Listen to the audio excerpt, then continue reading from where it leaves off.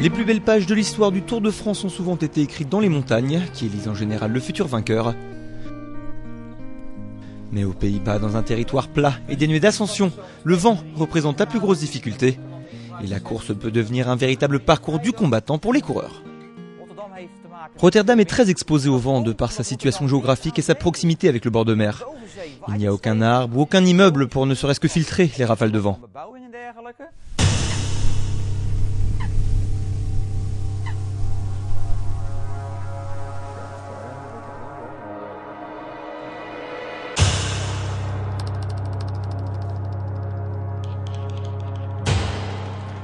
On est en train d'étudier, je pense que c'est le cas dans toutes les équipes, cette fameuse étape de Rotterdam-Bruxelles parce que elle est dangereuse, elle est piégeuse, notamment à cause du vent. Je pense que c'est une étape qui peut faire beaucoup de dégâts, où il peut se passer beaucoup de choses.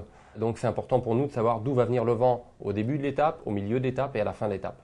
On peut voir par exemple si on a un vent qui vient, un vent d'ouest, il suffit de tirer un trait sur une carte pour après, en fonction du parcours et du sens de la course, s'apercevoir que il y a des pièges un peu partout, notamment ici où on peut passer d'un vent, on va tourner à droite, on va faire pratiquement à 90 pour reprendre sur la gauche. Donc il y a plein de zones favorables, je dirais, à la formation d'éventails ou de bordures. Une bordure, c'est du vent, généralement qui vient de 3/4 côté, alors de gauche ou de droite, peu importe. Et des coureurs en tête de peloton se mettent à rouler très vite.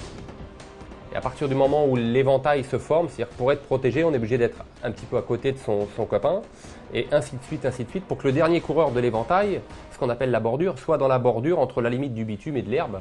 Donc là, lui, il est protégé, mais celui qui est dans la roue n'est plus protégé. Donc on est obligé de réouvrir ce qu'on appelle une autre bordure, un autre éventail, pour que, ainsi de suite, les coureurs puissent se protéger des uns des autres. Il est bien évident que tout le monde veut être dans la première bordure, mais à un moment donné, quand vous avez une équipe ou deux équipes qui roulent en tête de peloton pour former cette bordure, il n'y a pas de la place pour tout le monde, il n'y a pas de la place pour 198 coureurs. Donc il est bien évident que le coureur qui est dans la 6e bordure ne pourra pas espérer grand-chose sur ce genre d'étape. On ne sait peut-être pas qui va gagner le tour ce jour-là, mais on sait qui peut le perdre. Donc je pense que c'est de notre devoir à nous, directeurs sportifs, de passer pas mal de temps sur cette étape.